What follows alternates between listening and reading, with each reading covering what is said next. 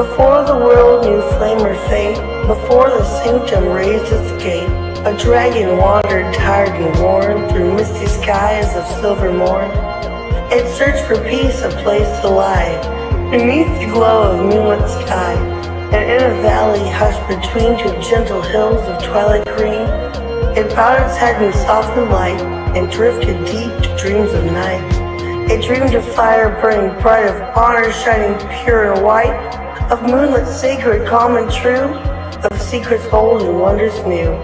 From dragon dreams the whispers grew, a hint of halls the world once knew, where mysteries danced in shadowed air, and magic bloomed in hearts that dared.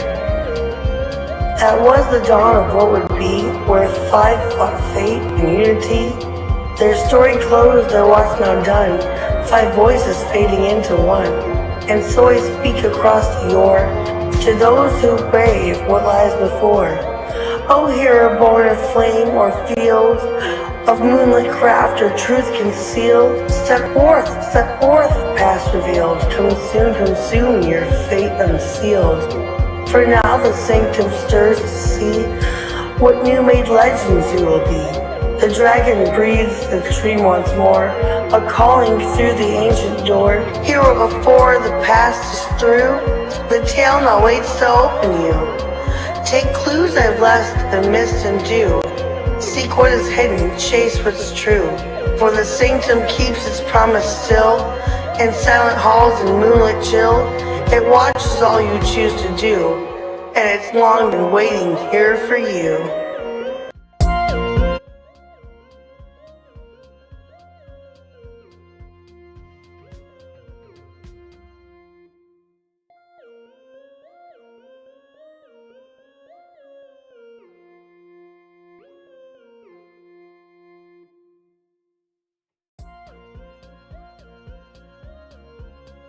So, Ray, what are your stats I don't as know. for strength, dexterity, etc.? Oh, hell, I don't know. Hold on, let me look.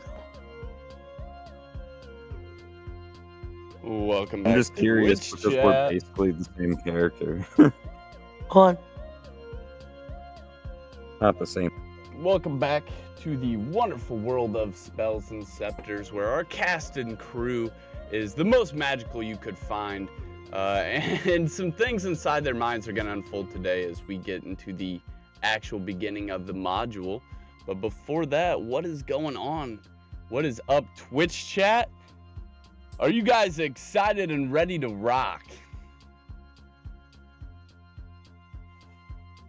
Are you guys ready to see what is actually going to happen once we get to Mistveil?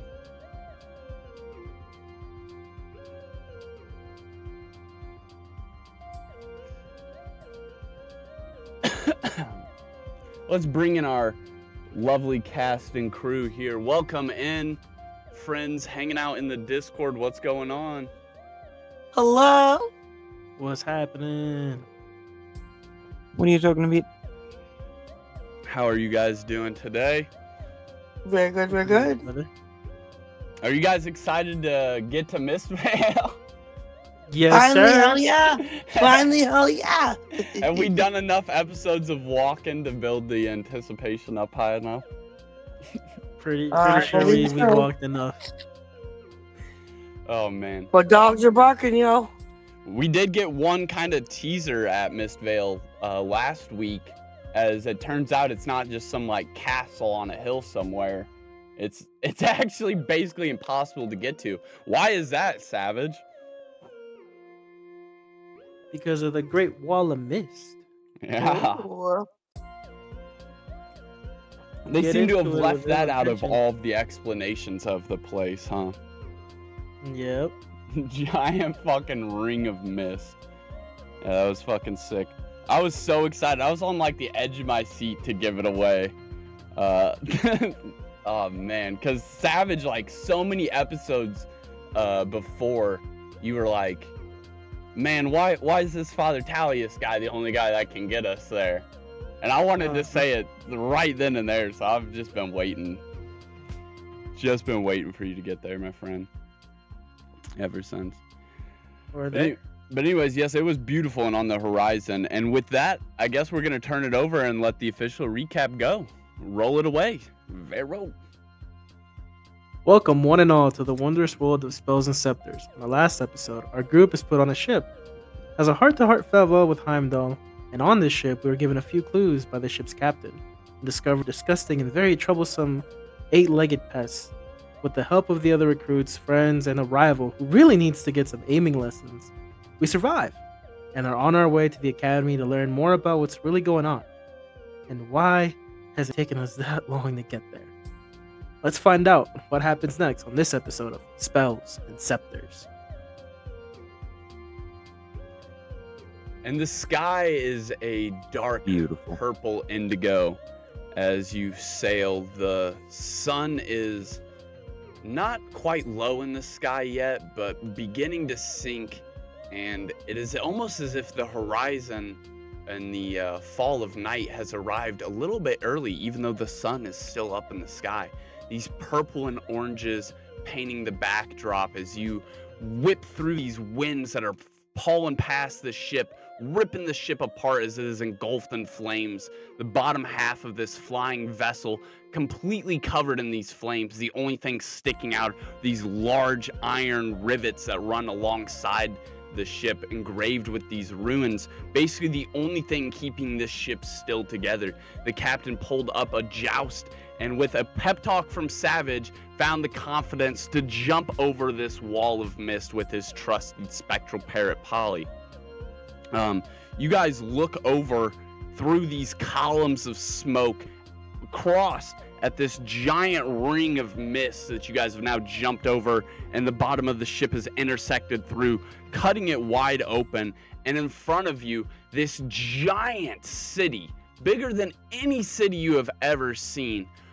Riverwood would be about 1/16 the scale of this city, farms and all. This territory is absolutely massive. This city sparkles with every color light your eyes could imagine. As you see and take in this wonderful city of different diverse colors, you see these two giant hills that this ring of city is built upon. And in the middle of this ring, right where the two hills crescent together, there is a massive castle, about 1/4 of the size of this city. It just absolutely enormous, and it sits upon this this slight indentation between where these two hills meet.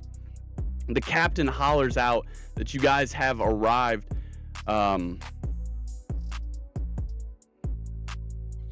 Yeah, you guys are like looking out over the side of this boat. If there's anything you still wish to do on the boat, these are your last moments to do so. I don't think so. I think I'm just excited. I run to the edge of the bow and I look out and I just announce, "Hey y'all, we're here!" Like, woo! I'm just psyched. That's me. Can I crack open the barrel of bourbon that I brought and just fill the flask I Ooh. emptied with that alcohol? No, That's actually, my it has a magical ring that you have to be able to have the spell Dispel Magic to activate. to unlock. Outrageous. Gotcha. Yeah. Boy. It is sealed. No novice mage or wizard would be able to crack it. It's a Understood. complex written spell. Understood. But No. the captain might be able to dispel it. And he would definitely share a drink with you if you wanted to fill it up anyways. Okay, then I just yell at the captain like, "Hey, save me a flask!" Yeah, he would absolutely. You helped him so much in that last episode, and bringing him a whole barrel, he'd be more than happy to split a drink with you, let you fill your flask up. Jimbo and Schnur, you guys have made it forcibly up out of the bottom deck to the top deck, as the bottom of it is engulfed in flames and smoke. Practically impossible to breathe. The only notable thing about this is that you guys would have essentially been pushed out when everybody else ran up and out of here. And the only thing that you guys would know that everyone else doesn't know is that black silhouetted figure that was leaning on the wall never moved. He basically just stayed there the whole time. Since you guys were always in this area, that'd be privy to information to your eyes. Anyways, you are now standing on the top deck. Is there anywhere you guys would like to be standing in general? So all of the bottom ship is inflamed, yes. Yeah. Oh, damn it, I was gonna go back for the stone. Okay, I guess we already looked around, there's nothing really here. Maybe just give a handshake to the cabin, or the captain. Hmm? Yeah, he shakes your hand. Aye, matey, gives you a handshake. And you guys kind of like try and find a spot on top of this ship as it begins to wane down. Looking down at Mistveil Sanctum, you hear the captain holler out, "There she is! Mistveil Sanctum and Arcanus City, the city of the ring!" He hollers, "Right, city of the ring!" And the ship begins to wane down above this breathing world where the clouds have forgotten their own weight, where the sky has turned and changed into this day battle with night, this wake of colors colliding in the sky. The sky has seemed to hold its breath as all of the wind begins to stay still. This ship miraculously nosediving down farther and farther and farther. This city coming closer and closer to view. The different metals and bricks and layouts of the city are unlike anything any of you would have ever seen in any city before. Architecture unlike anywhere else on Arcanum Nomatica. And the beauty of Mistveil Sanctum, this huge castle that seems to be older than time, that literally just refuses to fall and holds itself up in this brilliance. Ivory walls risen to the heim that is carved in their stone. Every block etched with sigils so old that they no longer glow, much like the ones you've seen from the church. I mean, massive sigils that you would even be able to see from like a mile out as you're coming down. Gold-crowned towers that catch the sun and use it to bend the light, casting it long across the courtyards. These deliberate shadows from the columns making this beautiful pattern of light and dark stretching across the 4 different various courtyards. None of them have the shadows pointing the same way, each one pointing a different direction depending on the courtyard's correlation. North pointing north, east pointing east, west pointing west, south pointing south. These interlockings of courtyards and buildings, every bridge going over these little streams, and as it comes closer and closer, the air gets thinner and thinner, not as you're going higher, but as this breath of relief is breathed out of you, this anxiety of, does such a wondrous place actually exist? That question completely ends as you see it. This place that you were known for walking in the footsteps of legacies, where magic has been bent to the whim of wizards before you, where all the power that you seek could be learned and controlled. It comes into view, and around it, the beautiful city of Arcanus, the city of the ring, a vast halo of stone and steel. It is this beautiful appearing to orbit around the city, built up the hills, built down the hills, following this just perfect symmetrical circle around these 2 hills that lay in the perfect spot where Mistveil Sanctum sits. Some of it is built with ivory and some of it with marble, gold, and burnished brass. It is a beautiful city to look upon. It is as if you're looking at piles of gold and riches, if riches were measured by knowledge. It is just absolutely beautiful. The markets bloom along this inner ring, lanterns glowing with what appears to be bottled starlight. Scholars argue in the doorways that are etched with these warding circles, older than the streets that they stand upon. Children's race along the canals that shimmer with spellwork. And if you look very close, you'll notice that the city is not evenly worn. Some districts gleam, rebuilt again and again, while others remain frozen in architectural like time scars, collapsed arches deliberately left unrepaired, burn marks sealed beneath crystal plains, streets that narrow suddenly where new districts have been completely built, running intersection with, as if each of this place's history means something to this city.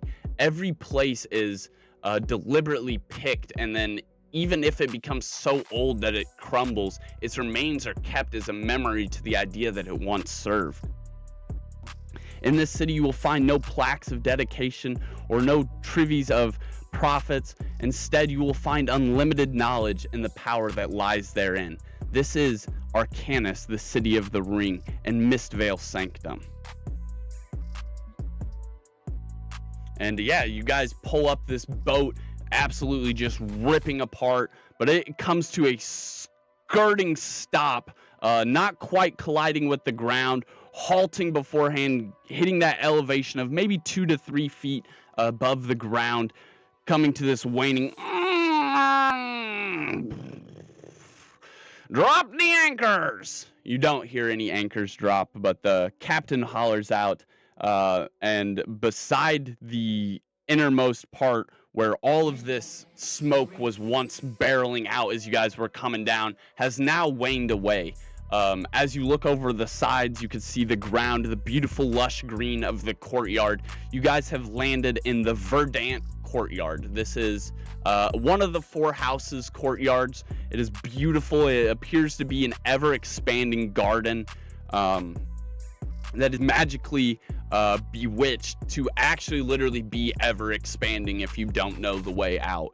It appears just like a beautiful plain, middle of these arches and surrounding pathways from the corridors of the school that are off maybe 50, 60 yards in the distance. Beautiful trees and different vines and collections of flowers that you wouldn't have seen just around, like ones that would serve magical purpose for botany or potions. And it's just expanding out in these vast, it appears just about 90 yards away, though it is bewitched to basically expand with space magic. So if you were to just venture out away from one of these arches, you would theoretically just keep going forever. It is beautiful, like a luscious plain with all kinds of exotic plants and flora filling it.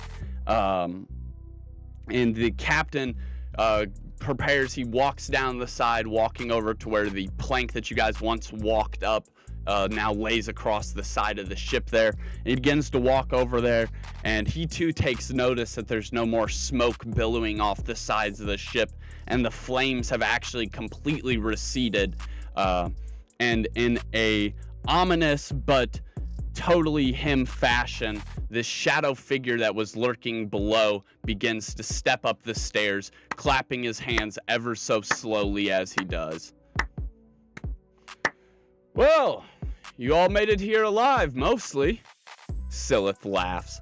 He steps into view, this shadow magic that was once obscuring him, completely whisking away. These illusioned features dissolving off of him as the sunlight hits them.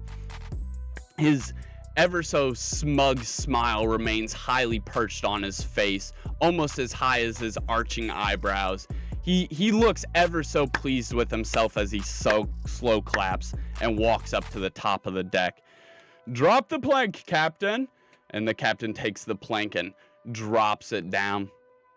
And yeah, that leaves you guys all kind of around with all these other recruits. Silith there. The captain drops the plank, and you guys will get more on that a little bit later. Essentially, you are sped through the process of walking down this plank, going through one of these arches, which would, now that you're on the outside of this bewitchment, you can see that it's actually a rather small courtyard. Actually, the captain must be an ace pilot the way he landed right in the middle of this courtyard, because it is only got like maybe 3 yards on either side of the ship and 10 yards on the front and the back. So he's within like a 30 block cube that he had as a buffer zone around this. I mean, not very much room at all, and he just perfectly sat it down, falling apart through the air and all. And this plank comes down, you guys walk out, and after you're on the other side of these arches, you can see that it's actually a rather small courtyard. Not too small, of course, it's like 100 yards across, but it looks nowhere near as massive as it does from the inside of these arches. And you walk with Silith, the captain remains behind. Silith's like, this way, everybody. And he begins walking you guys down the east corridor, heading towards the main food hall. But we're just gonna basically be selecting classes and stuff. Your first 10 days here at Mistveil, you're not actually going to have any classes. You're going to get to explore the grounds. We're going to show you guys some of the battle maps and different things on these next various episodes. And then once the next year begins at Mistveil Academy, you guys will start your classes. But tonight, we are going to draft classes. So he walks you guys into this giant food hall, and he basically, there's a whole bunch of these floating books and quills and stuff. And he said the head magistrate and our arcane mage will be meeting with you guys soon. For now, each one of you needs to fill one of these out, proving that you survived. And then you're gonna get food, clothes, and you'll get to pick your classes.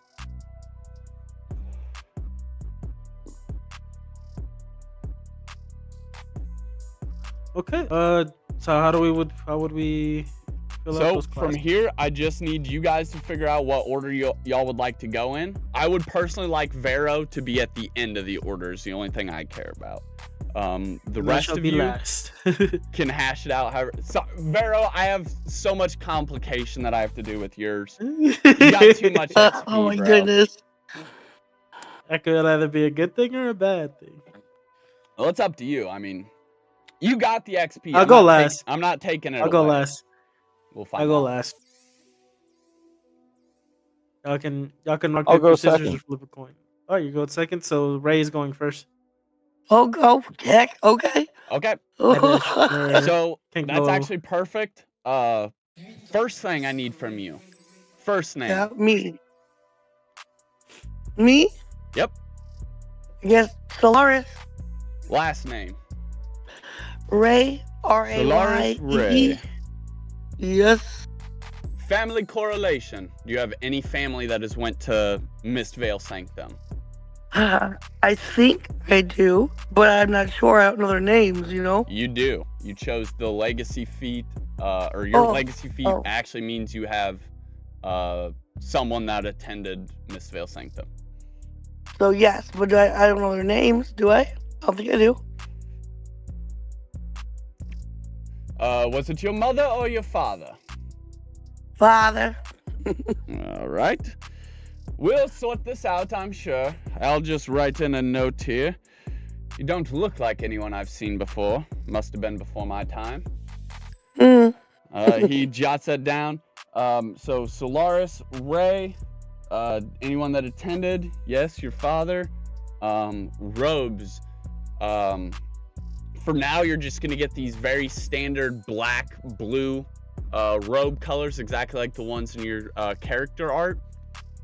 After you get assigned, or if you make it into a house, sorry, not after you get assigned. If you make it into a house, you can take their robes, or eventually you can get your own custom robes. But for now, you get handed this set of robes, which is going to increase your max spell slots by 1. Ooh, all right. And it's going to give you proficiency with one of the following. You have to choose wand, scepter, or standard weapon. Oh, standard weapon. I'm gonna have to go with standard weapon.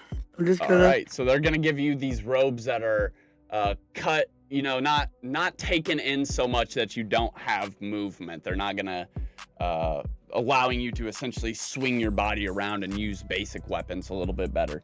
We'll talk about that later. You now have proficiency with standard weapons. Okay.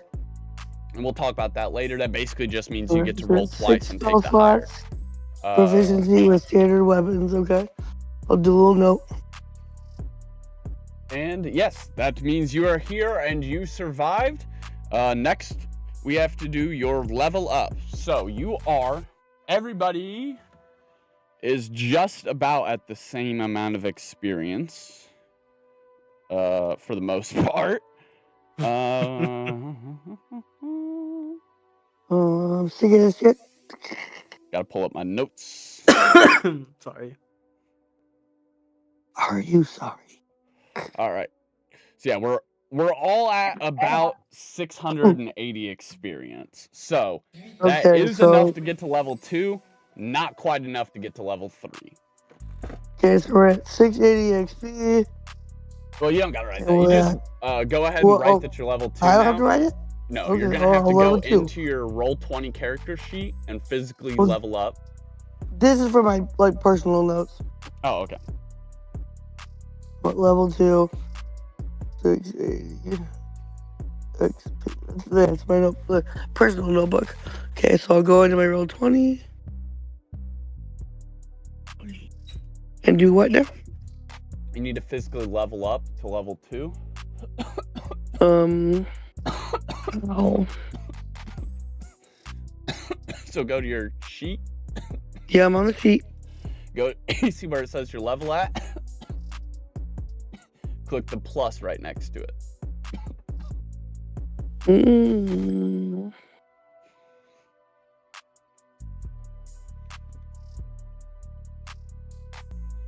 No, maybe I'm looking at it wrong. Wisdom for regular.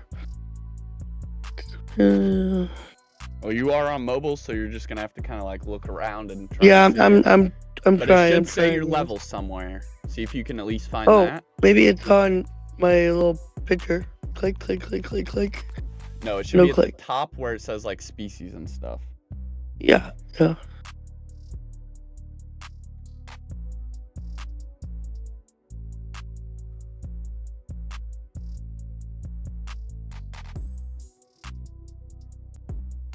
Changing level is not supported for builder created characters.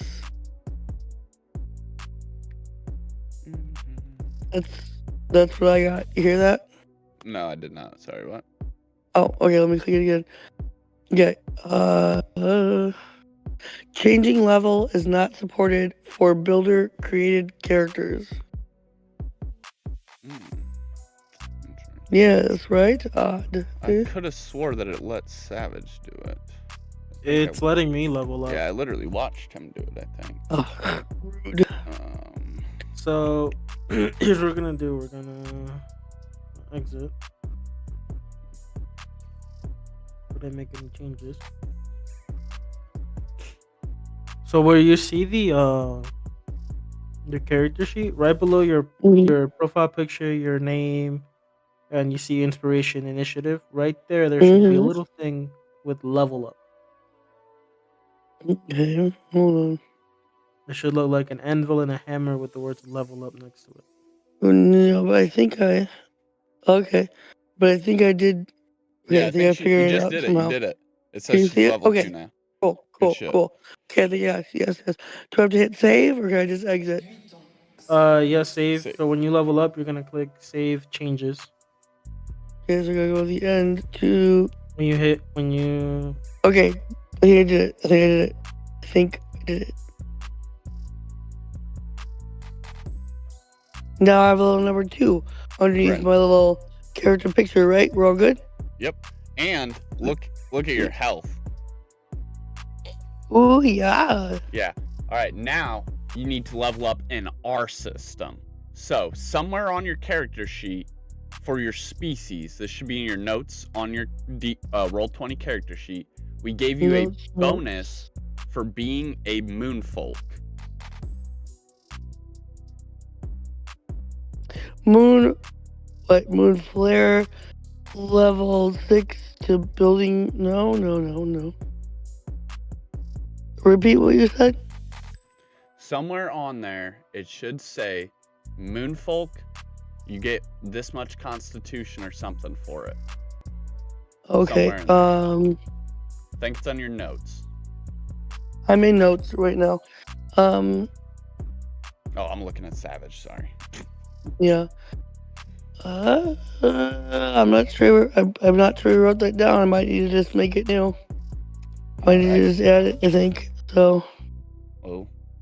In the future, try and tell me if you're not writing things down, because it's I important. thought, well, it's like the first verse. There's a few first things we did that I Okay. kind of missed. Sorry, my voice is fucked up.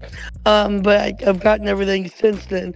Since I realized I didn't save in the right spot or something, We're gonna I've skip gotten you for everything now, since then. and I'm So, gonna come back and fix this later because I would okay, have to okay. go into the core rulebook and find what it is for Moonfolk. Yeah. Cloud, do you have it written down? You're a Moonfolk.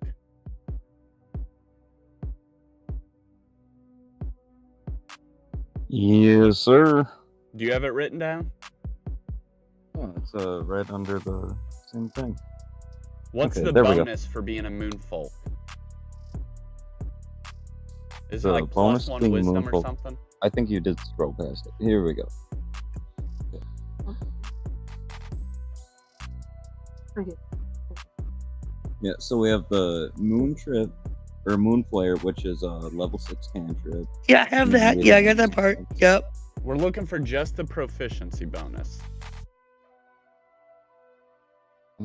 That should be on the far right there, huh? I don't know where you got it. I know I have it in my written notes. I don't think it's on the character. So that's where we were looking.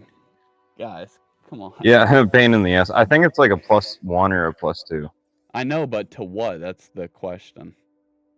Wisdom. Okay, I guess I'm gonna have to pull it up Oh, because wisdom. we have Yeah, two okay. people that are gonna need it. All right, so Yeah, Plus it's 2 towards wisdom? wisdom. I found Plus it now. 2 Yes, wisdom? it is wisdom. It's so okay. So now in your Yeah. notes, Ray, somewhere, Yeah, I please got. put plus 2 Yeah, I got. wisdom for being a Moonfolk. It- Put Moonfolk Okay, plus 2 proficiency wisdom. bonus Okay, let's do to being Moonfolk is plus 2 wisdom, correct? Correct. Saved. Okay. Done. Now I need you to change that to a 3 because you just got a Oh. +1 for leveling up. Alright, okay. Perfect. Bam. Done and done. That is your level Bada up. boom, bada bing. When you reach level 3, which you're kind of close to, you get to choose to roll a proficiency dice or to pick up a feat. So keep that in mind. We'll get into that a little bit later. We don't got any of those until level 3, level 5, 7, and 9. We'll get into those. All right. So that is all of Solaris's. Congratulations! Thank you. Yeah. You're leveled up. You have fucking a whole bunch more hit points now. Looking like a fucking tank. You might physically need to go and add 3 wisdom to your character now. Oh, yes, okay. Also, so keep back that on in the mind. thing. Alright. We can get into that later, though, if we need to. Who was Well, I next? don't want to forget, Cloud? so.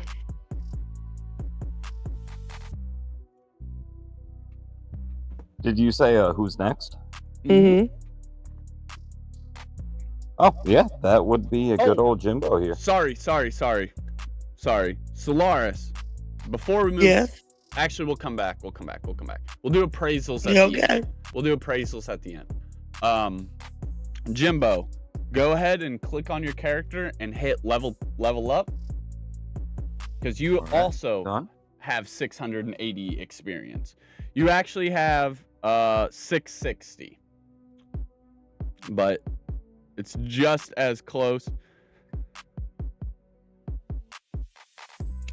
So we would be level 2 with 660.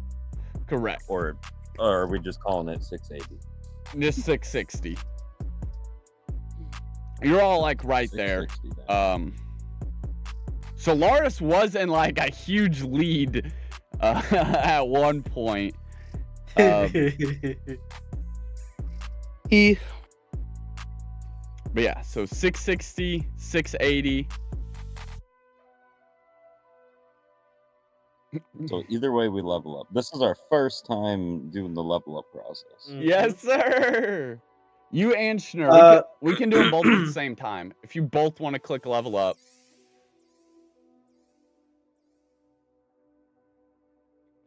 Just when you level up, just make sure you save it. So the way to save it is you do the level up. Oh and yeah, then you that's a go. damn good point, huh? It would be sure to save it when you do the level up. You can either save it as a draft if you're gonna do any changes at the end, or we can do the same process again, which is fine. You level up and you go all the way to the last square, the about thing, and then you're gonna click review character. Once you review the character, Wait, when your review level up character? is Oh, on the okay. left side, it should say level 2, proficiency bonus, yada yada. You're gonna click build character. You're not building a new one, you're just saving everything you just did in the level up part so you don't lose it. It completely missed my mind. I'm so sorry. Also, before you fully save, go ahead and probably. Did you ever add your 2 wisdom from the beginning?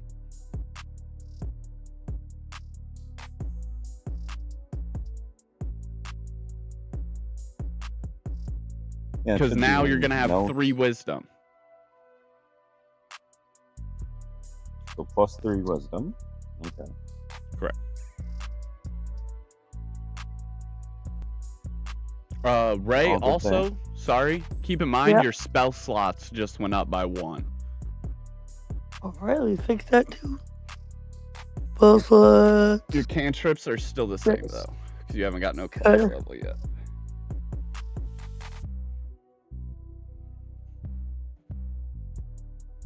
cool. So Got it. Ray and I should both have 6 spell slots. Huh? Correct. Yes.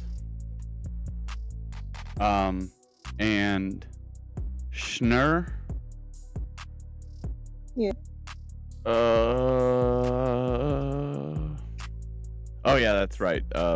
Fae don't get any stat bonus at all. They get they pick up the +1 non-attack spells reaction. So you get a bonus to that wherever you're keeping track of that at. Make sure that's a +2 now. Your non-attack reaction. Not the one you get from your legacy feat. The one you get from being a Fae.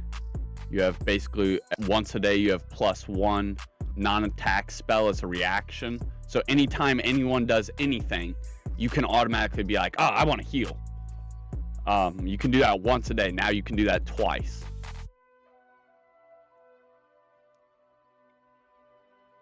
All right. And you're also +1 spell slot now.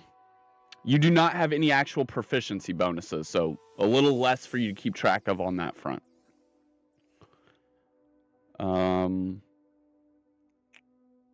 But oh yeah, that's that. And then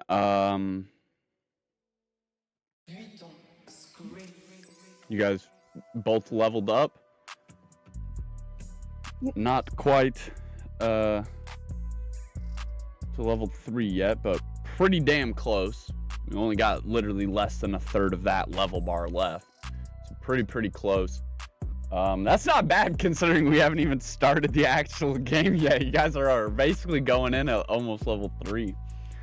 So go you guys. I So think is that all we're entailing? think that's it. Like, is that basically it? You just level it up and said and done? Yeah, I mean, it takes care of most of it for you, as you should be able to, as soon as you hit that level up, go ahead and look at your stuff again. You should have more health, depending on your build. You should see some visible changes. Then once you do that, Roll20 takes care of like all that stuff for you. Then you have to go into our system and add the stuff for being, a moonfolk or a fairy. So, yeah, done and done on that part. And then the only thing else you guys got to keep track of is when you start leveling up your class, you'll get more stuff for that. Do But we yeah, get it's to do literally the that fancy easy, introduction so- rated Huh? with how you asked Ray for her name and everything? Do we do that? Oh yes. Oh my. Sorry, I Oh, goodness gracious. slid past that. Yeah, sorry. Are you two here together? What was your names? Well, my name is Jimbo. I'm Schnur. Jimbo, Schnur. Last names? Sniffless. Can you spell that? Excuse me.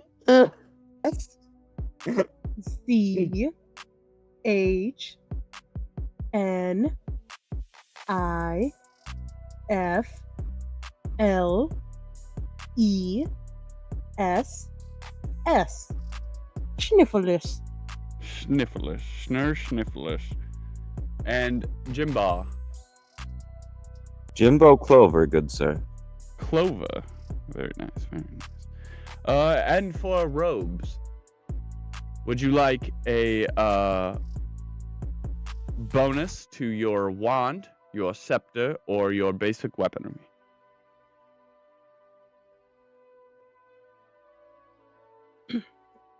I'll go with wand. All right.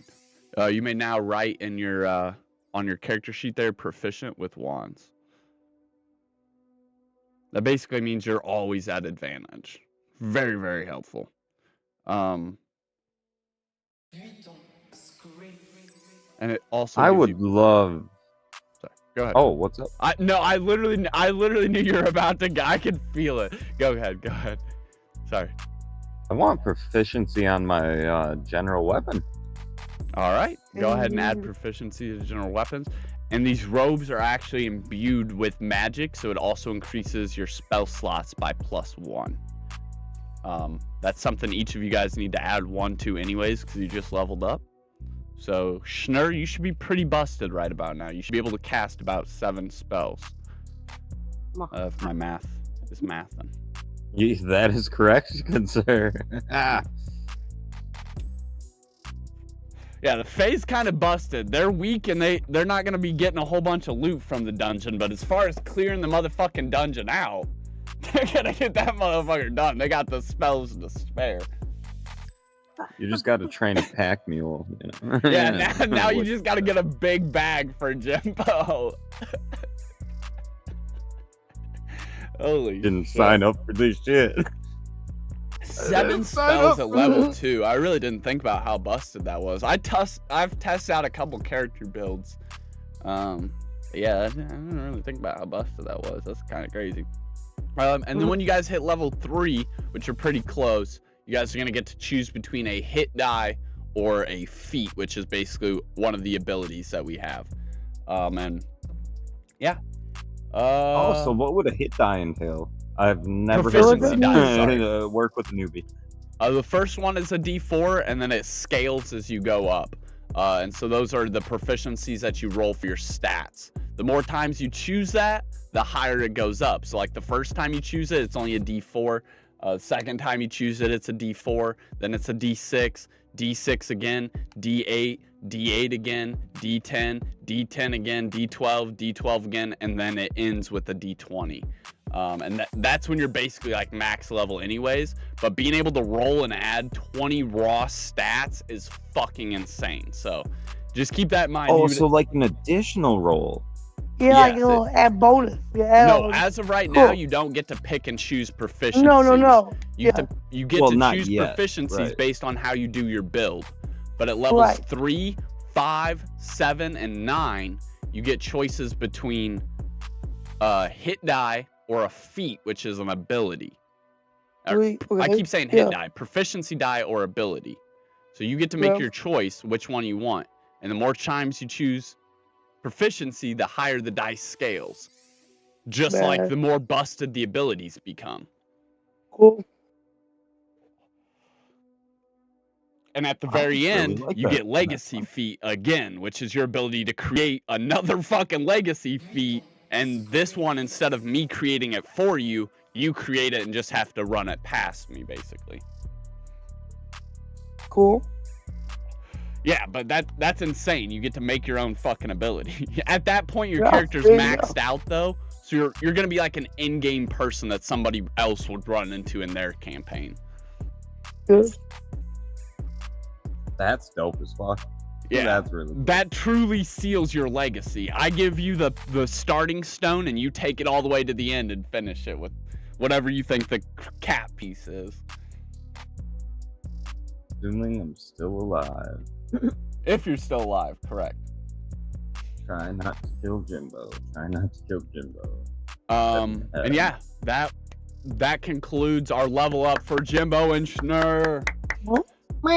Very good, guys. You guys picked up all of your XP by roleplay, by the way. Just to clarify for everybody watching at home, they literally picked up almost the same amount of experience as everybody else by just role-playing. So that's how heavy we've edited the experience system. Role-playing and getting active with your fellow companions and stuff pays off literally just about as much as battle combat. As you guys and Solaris are basically on the same page, even though she had literally a whole other day of play. She's only like 20 experience ahead of you. Oh yeah, same page, different words, basically, yeah. And then we have to go to Savage. Same soup, just reheated. Hello. Pretty much. Hello, Vero. He scribbles it in. And he starts scribbling. He doesn't even ask for your last name. Damn, alright. It's Silith. It's Silith, by the way. I don't know if we... Yeah. That letter in your pocket starts wrinkling and like folding. And you can feel the magic warping on it again. I'll check it after this. Okay. I just pat wherever it's put it inside, I pat it down so it stops moving. Yeah, you can pat it down, and that would actually probably be enough because it's like already wiggling around in there anyways. And I don't mean wiggling as in like you can feel it squirming like a worm. I mean like it's bending and contorting like origami. Like you can hear it like folding and bending up and causing a commotion in there, clearly trying to get your attention. But do you want him to write down your last name? Yeah, sure. All right, go ahead and tell everybody what it is. Shadow Star. I already knew who you are, Mr. Shadowstar. What will your robes be?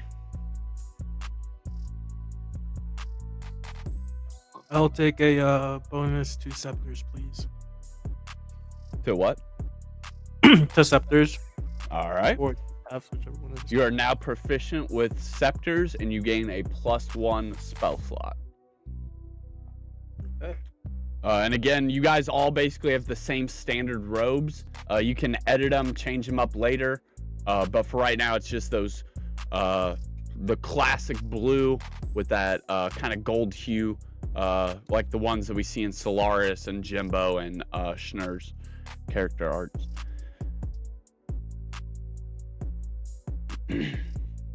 And then for your level up, you have accumulated 1,200 experience.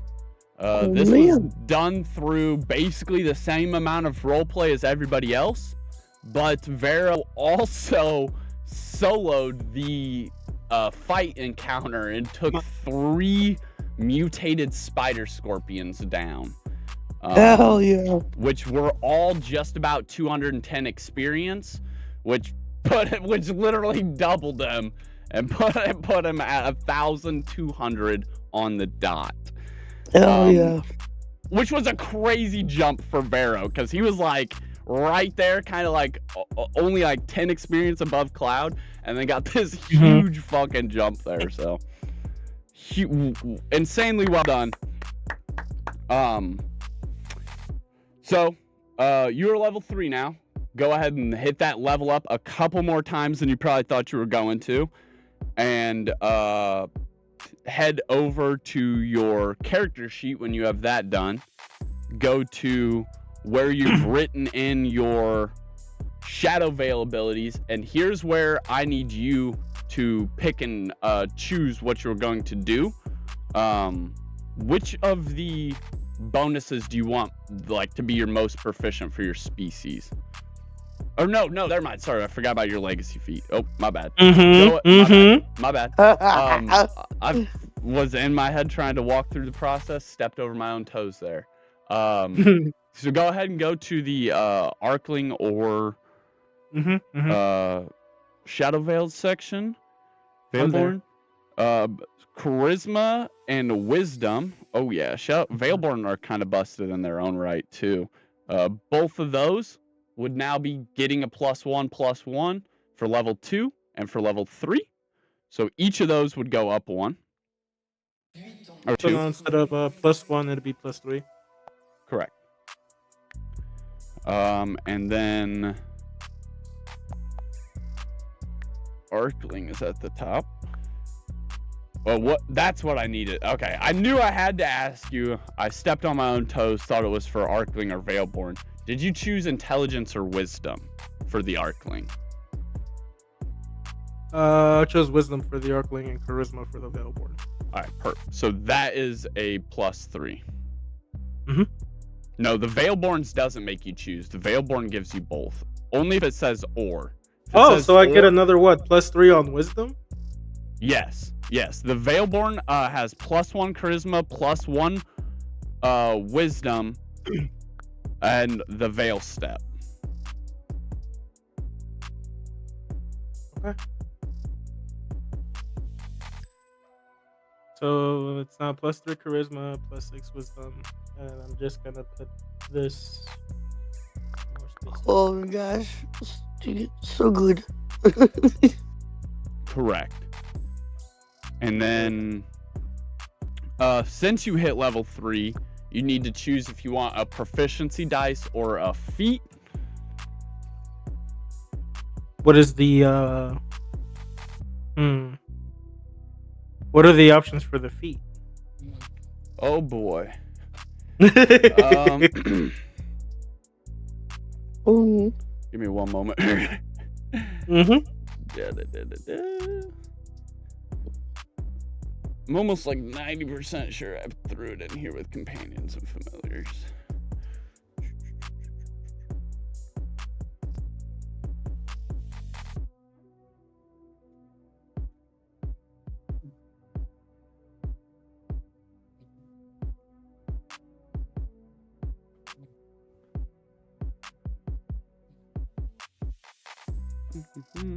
Just one more moment. I'm scrolling super fast.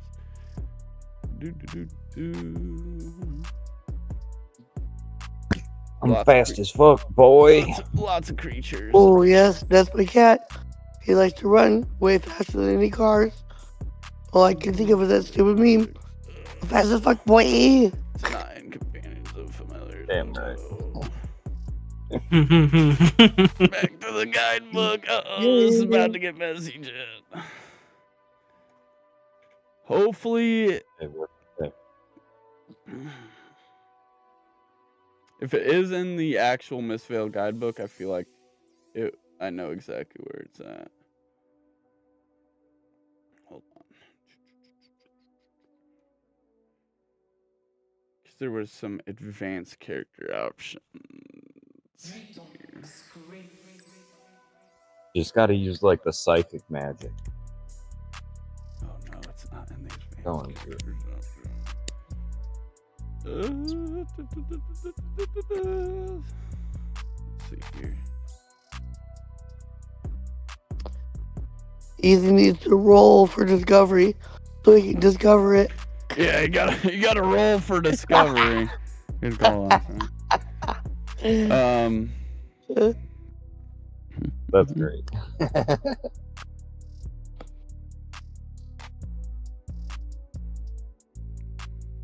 Okay, so right now you roll your dice, right? Get more than the 10, you find it. If you get less, you don't. Yep, there you go. Beautiful system. Don't figure this shit out. Here we go. I got it. I did get proficiency with Scepters, though, right? Yes. That's the Yes. robe. Okay, that would be a tool or a weapon. I think It's you roll at Cool. advantage anytime you use a scepter. okay. Alright. Gotta just go. All right, here we go. All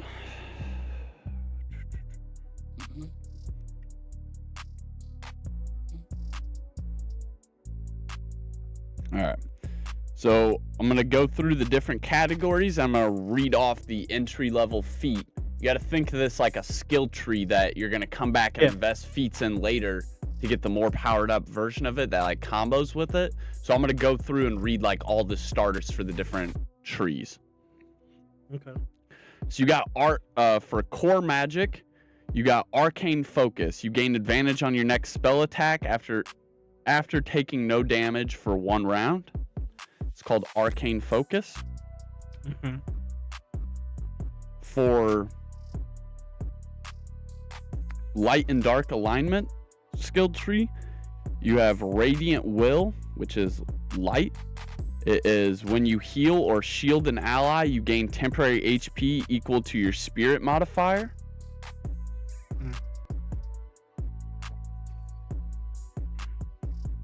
Combat and survival skill tree, you have Battlecaster. You may cast spells while restrained or engaged without disadvantage. For strategy and control skill tree, you have Tactical Mind. Once per combat, rearrange initiative order between 2 willing allies.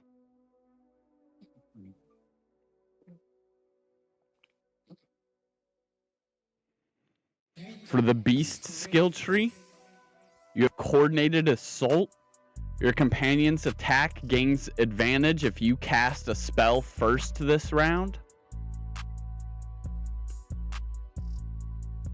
And oh no, those aren't okay. Sorry. For the Familiar's Bond skill tree, I thought these were familiar feats not available to the players. I thought this was for the familiars. This is the Familiar's Bond skill tree, much like the Companion's one. Arcane Conduit. Once per round, you may cast a spell through your familiar's position. Means they don't abet it as if the target's behind cover. Crafting and Artificer skill tree. Runesmith. You may inscribe temporary runes on weapons. I don't know why I didn't just start with this one. You may inscribe temporary runes or weapons on armor once per rest. That's the one. Now keep in mind, this is not a glyph. You're not fully enchanting it. You're putting something on it that works much like temporary HP. It doesn't technically follow the rules of like glyphing. It's not an enchantment on your sword. You've now put that rune on your sword. So let's just say the activation for your sigil is come within this amount of blocks. You're not getting the fire damage that would be if you sigiled it onto a sword. You're getting that sigil on that sword is what it allows you to do. So say you throw your sword now, the sigil activation still goes off because the target is within the block as the sword stabs into them in their block. So it really makes the sigils really super flexible. That's called Runesmith. You may inscribe temporary runes on weapons or armor once per rest. It is not technically a glyph, which is like an enchantment. So that one's pretty cool. The other one? Huh? Was that the last one? That is the last one, actually. There is Forbidden and Corruption skill tree. It has blood casting. You can spend your HP instead of spell slots. And there is another set that you can basically only get from inside the world. You have to go and do something in the world, and your GM can hand them out. They're called Legendary or Awakening skill trees. There's 2 of them actually. But yeah, they can only be obtained through the actual world. You can't just pick feats from them. Okay. So again, as much as I want to pick the rune skipping, I'm gonna go with the feat that allows me to cast and or attack even though I'm binded or tied up. Like I won't roll at disadvantage. I forget what. That is combat and survival skill tree, the Battlecaster. You may cast spells while restrained or engaged without disadvantage. I'll take that one. That's a good one.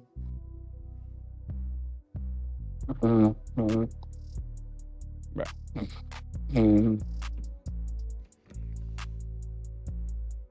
But yeah, I'll take that one. All right.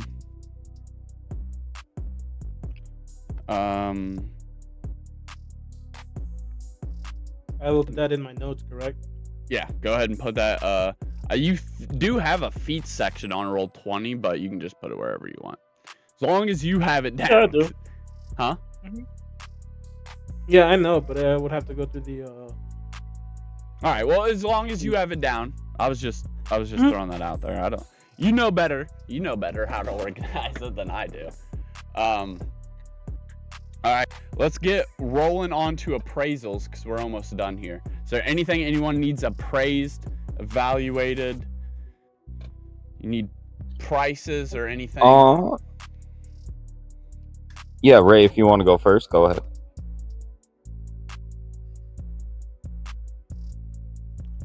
Is she there? Yeah, she's there. No. Got it. Hold on. Hold on. What? Yeah, I'm here. I'm here, right? Yeah. All right. Oh, I think okay. you're here. Is it just a free appraisal? Is my question.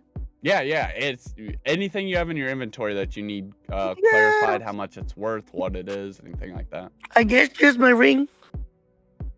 The ring you have is known as a moonstone. And Oh, what's really cool about this stone in particular, it can blend into any other. The ring you have is just a common ordinary ring. The stone you have is a moonstone. And the really, really cool thing about it is that stone can be imbued into any ring to make a magic channeling artifact. So all you have to do is get a piece of cosmetic jewelry that you already have and put the moonstone inside of it, and you automatically have a moon channeling artifact. This is used in a couple different spells, and it is pretty hard to get your hands on. They're basically only found during like star showers and shit, meteor showers. So very, very rare. It is approximately worth about 300 gold. cool.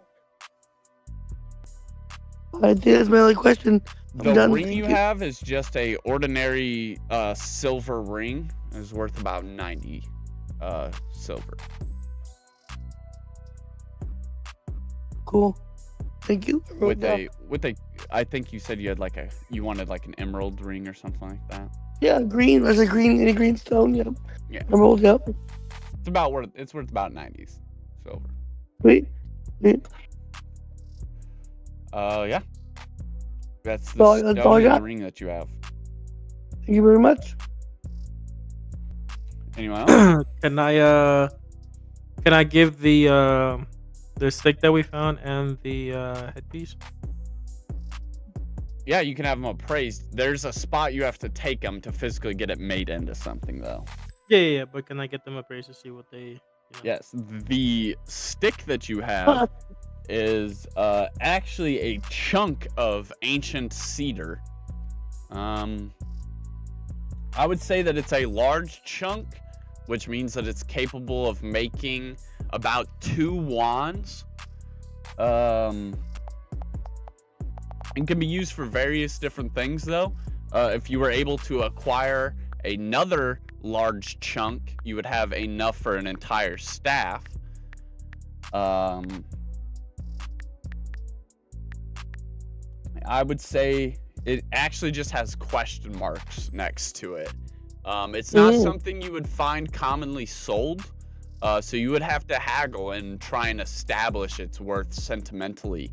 But just to give you a rough ballpark estimate, I would say it's probably about 400 to 500 gold, somewhere in there.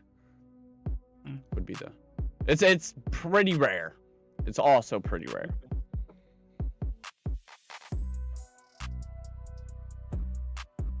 You're welcome what was for the the other thing? stick. What was the other thing you wanted evaluated? Appraised? The core component, which would be the meteorite shard. Yes. The meteorite shard is actually probably one of the rarest things we've seen so far. It is a well-forged piece of metal, but it was not forged by that dwarf's hand. It was actually celestially forged.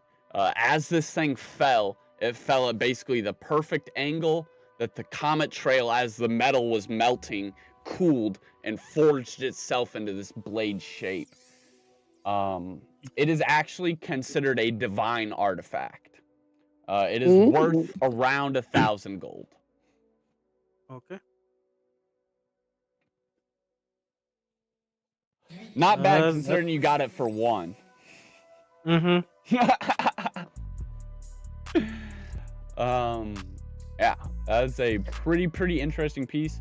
It is a divine artifact, so just like how Ray can use that moonstone for channeling moon spells, that motherfucker can be used to channel some pretty insane spells in its own right.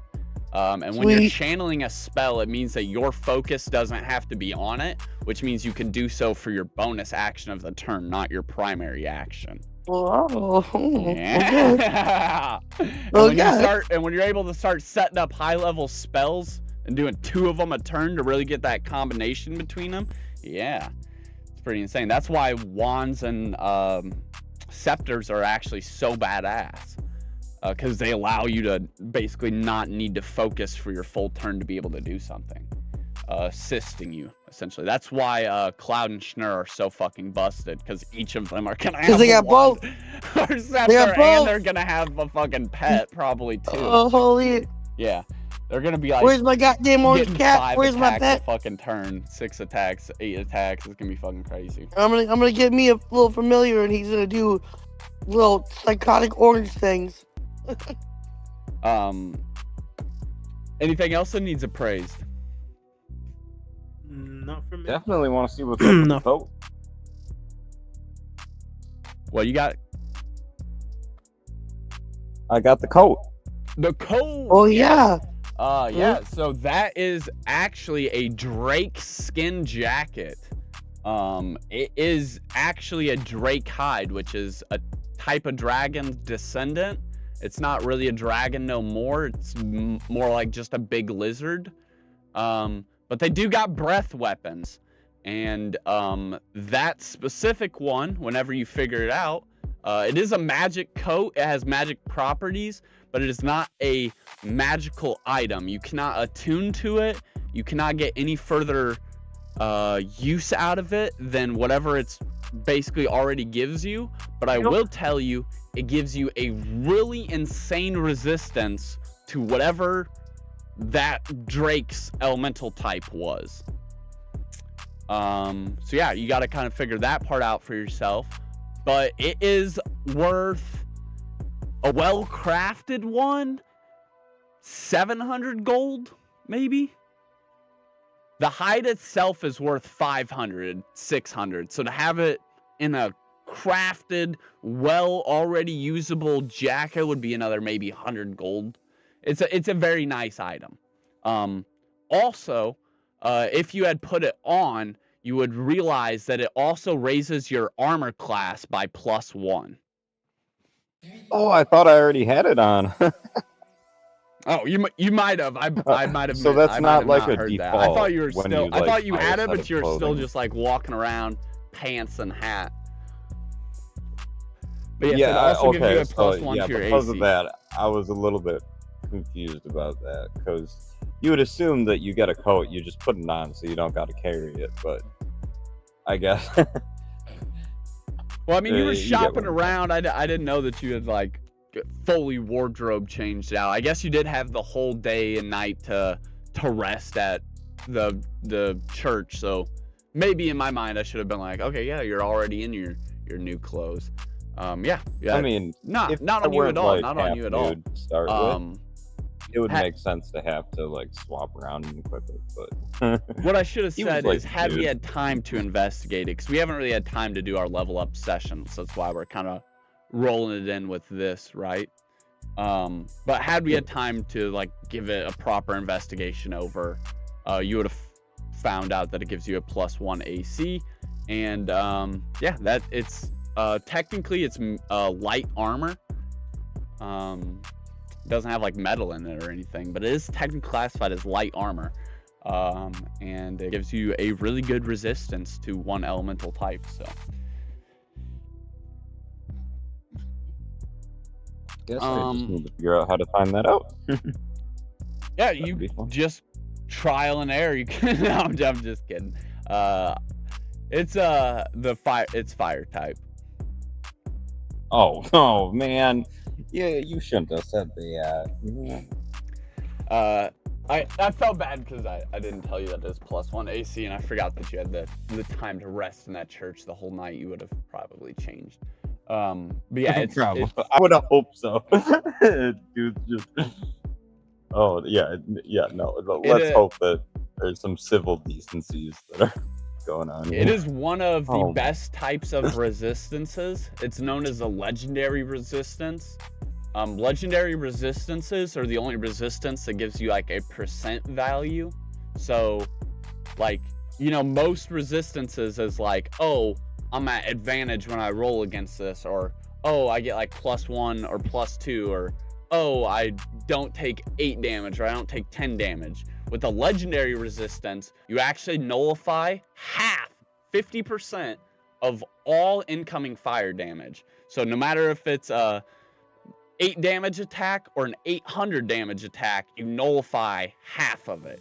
It can only be half effective at you while you're wearing this jacket. Now, if you get blasted in the face, say they roll a fucking 20 and they specifically target your head, you are not going to get any blockage from this jacket, so keep that in mind.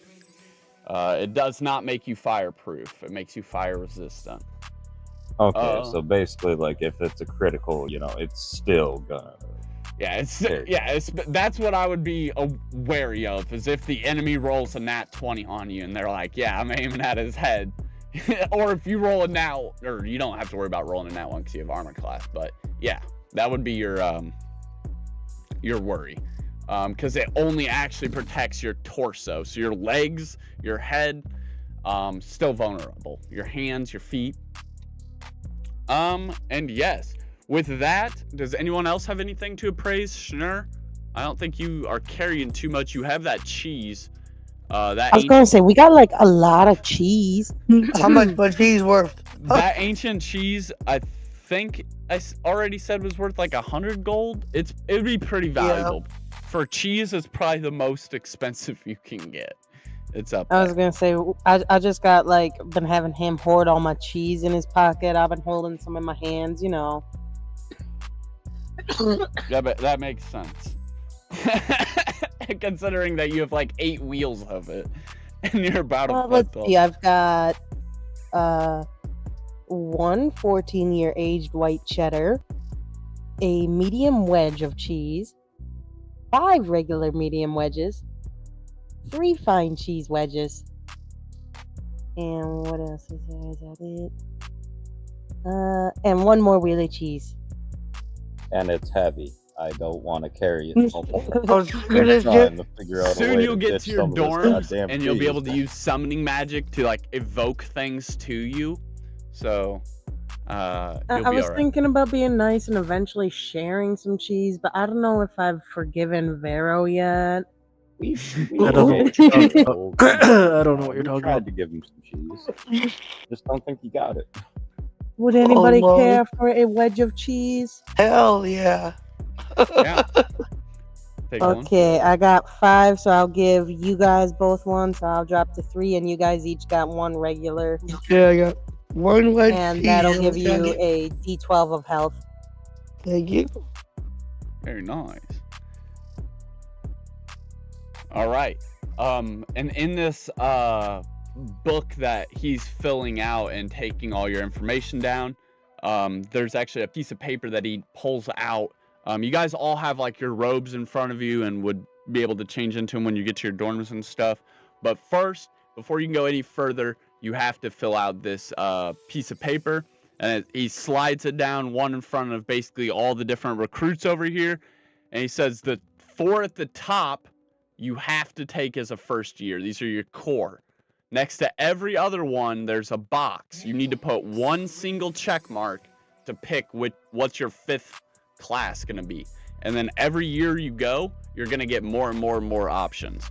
But for the first year at Mistveil Sanctum, which will start in 10 days in the game, you have Evocation Arts, Ward and Protection, Charmcraft and Emotion Magic, Illusion and Glamour Weaving. Those are your 4 core classes of year 1. And of the classes you may now choose from, everybody select one. We're going to go in a draft order, so this is the only roll of the night. If you guys could all roll a d6 for me.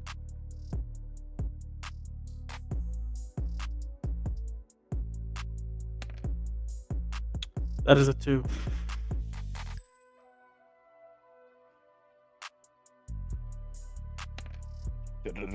Ray rolled a 1. 1. Holy. Bogus. Okay, real quick. What are we rolling for? Did I don't know, but we're just rolling. We're rolling a d6 to see what the draft order is going to be. That's going to be relevant in a moment. I need to know before I start reading these off. Cool, yeah, number 1. Sweet. Okay. Actually, I'm good. Thought the 1 was not good. Schnur rolled a 5. All right. And Jiggle of rolled course. a 1. Hi. I rolled a Lucky 1. ducky. All right.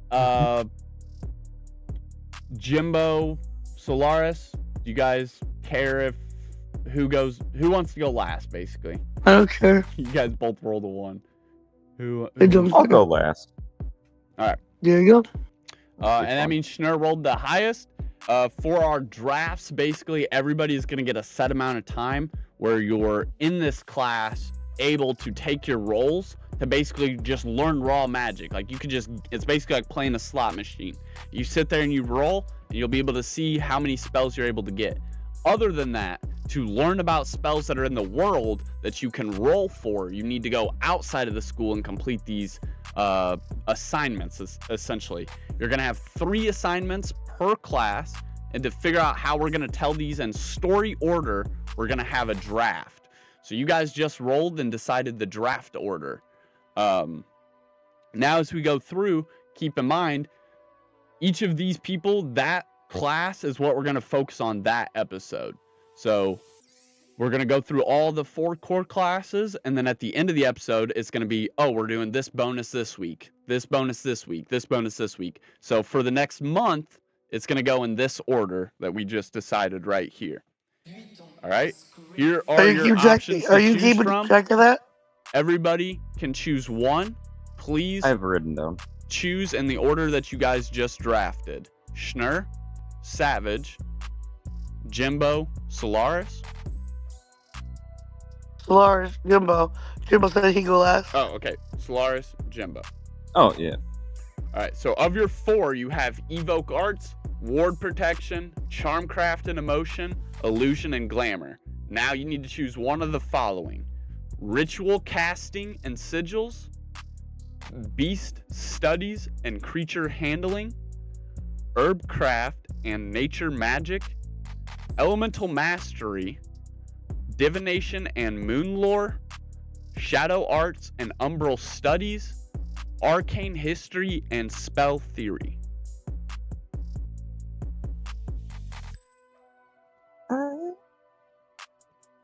I'll go with Shadow Arts.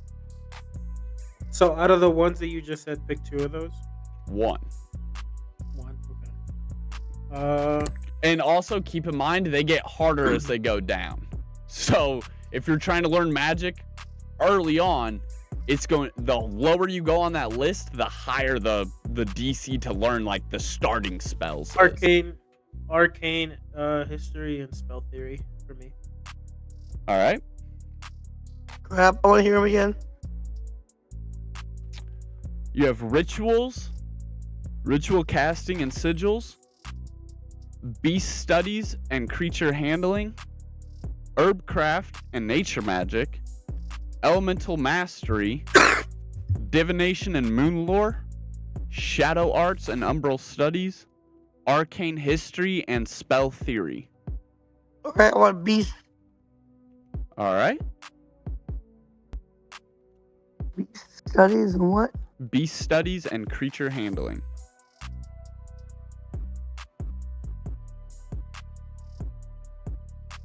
And that leaves you, Jimbo.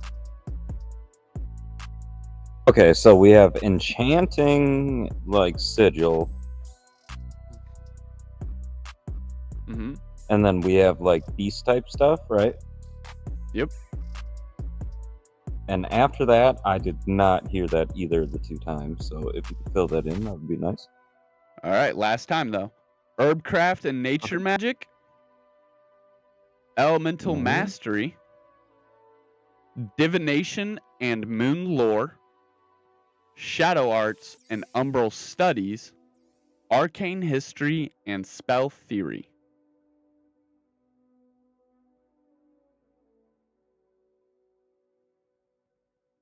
All right. I had, like, 3/4 of it. Want to make sure. Okay, sorry.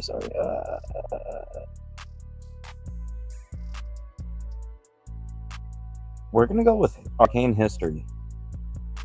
All right. So that'll put you Actually, and can I Savage change in that up that and go with class Moon Lore? together. That's very nice.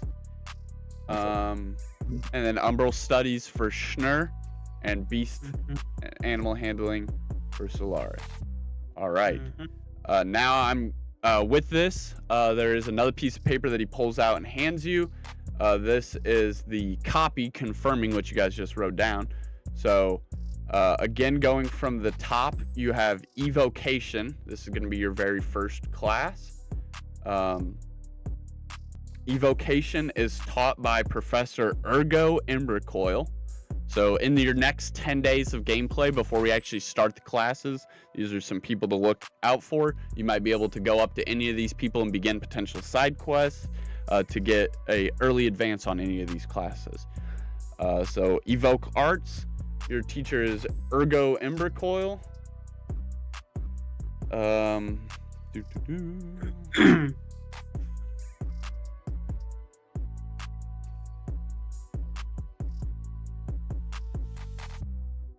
There's a lot of stuff. Arts.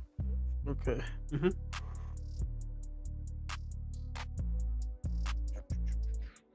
Wards. There we go. You have wards? Ward and Protection, that'll be your second class. That is taught by Professor Lydia Frostvale.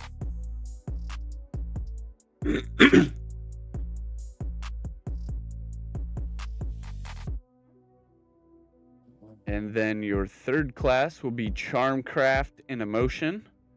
That is taught by Professor Sephrine Luminera. That is Sepraphine Luminera. Sephrine Luminera. And then your fourth class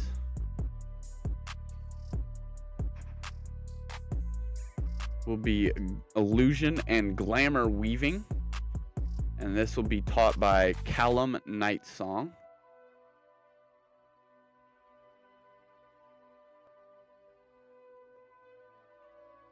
And Illusion and what? I'm sorry. Callum Nightsong.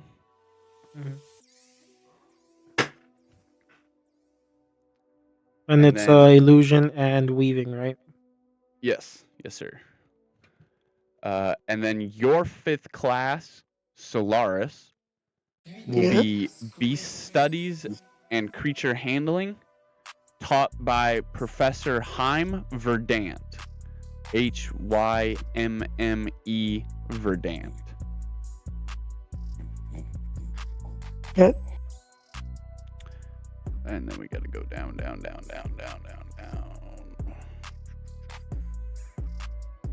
Like all the way down. All right. We're gonna have some interesting episodes coming up. I promise you that. These are gonna be some interesting classes. Definitely did not expect Shadow and Umbral Studies to be one of the first classes you guys picked, but it is a good one. It comes with some interesting hooks. Where are we at here? Oh yes, 11.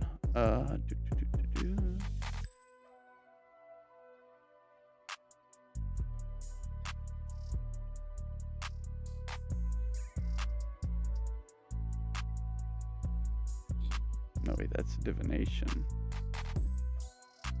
Oh, there it is.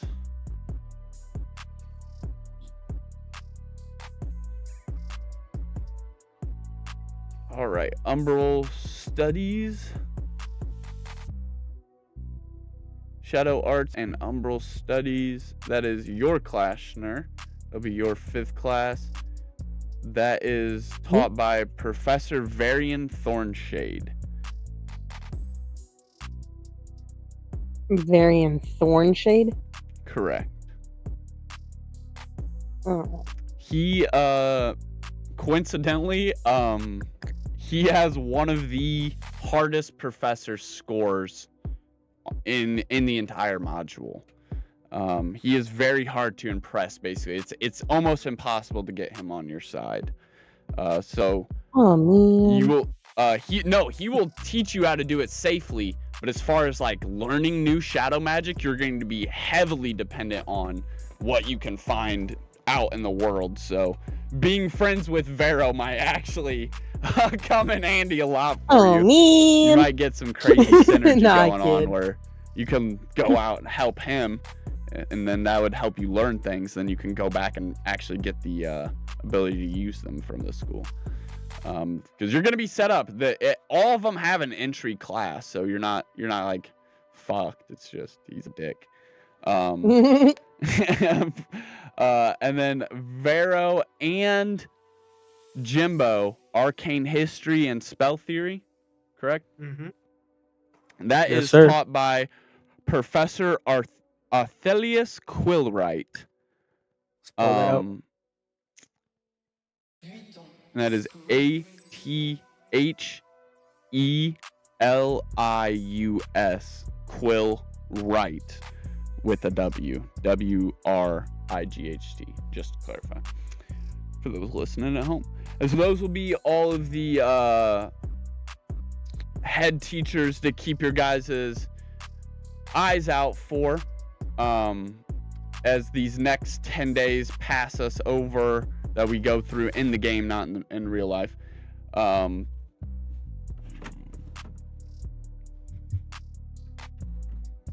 Last thing before we can wrap up, Savage, the that letter in your pocket is just like going absolutely Oh yeah. fucking crazy, Uh-huh. bro.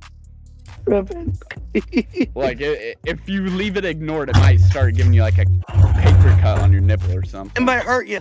Yeah. Okay, I go Uh, by like go find a wall to stand against and then pull it out, trying to make sure no one sees me.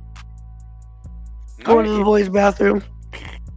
Yeah, so as he's like going over all this and like getting all the recruits together, you like make your way through the back of the crowd, and you see the girl that had the long white cloth that your shadow basically was like warning you. Like you asked if there's any like me, and like as in there's a dark one of you, and there's someone else who's here that got a letter, and that was the other chick that got a letter. She's like also like fidgeting around really weird, and you make your way to the back of this wall, and you kind of like shuffle over, and you got to pull out the letter, but there's no more writing on it at all. It's completely blank. And as you unfold it all the way, you're like, what? You like unfold it, stretch it out like a scroll. All of the silver on it has actually come off of the paper and turned into a silver key. Mhm. And Can this I is look at- literally your key to the castle, as your you not only have family ties here, but you have royalty. Your father is a long descended prince, and because of that, there are special things left here, places that only you can get to, well, you and Solaris, but Oop, oop. places that only you can get to, and that might just help you on turning over some of those questions that you have.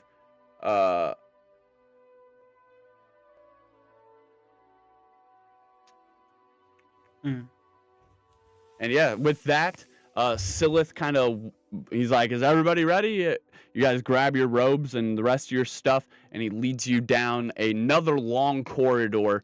You can't even see the end of this corridor. It goes on for so long. You can see different staircases coming off the sides way down there, and somewhere where it eventually opens up and light looks really distorted at, and all kinds of cross hallways that go to different areas. And as you guys are going down this long, very wide corridor, over on the left and right, there are two really long, like wide arches that come out into these set into the wall doors.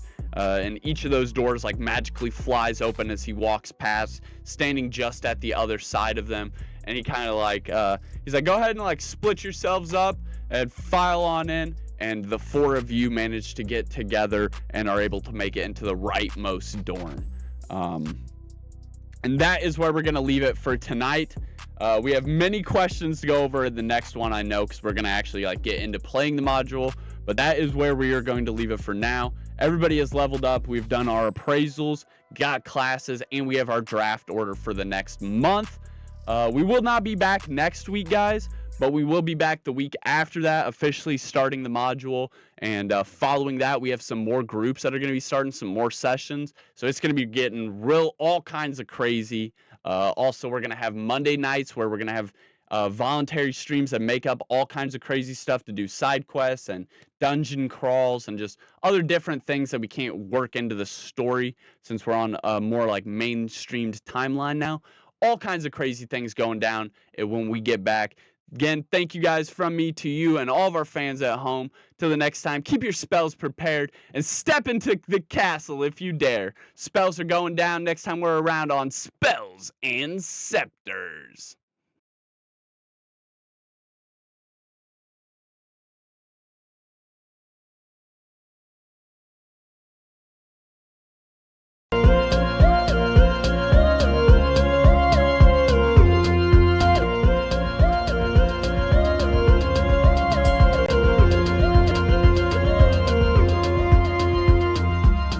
Before the world knew flame or fate, before the sanctum raised its gate, a dragon wandered tired and worn through misty skies of silver morn.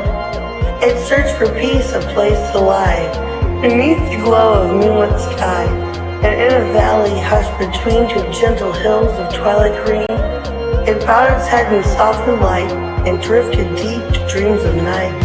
It dreamed of fire burning bright, of honor shining pure and white, of moonlit sacred, calm and true, of secrets old and wonders new. From dragon dreams the whispers grew, a hint of halls the world once knew, where mysteries danced in shadowed air, and magic bloomed in hearts that dared. That was the dawn of what would be, where five fought fate and unity.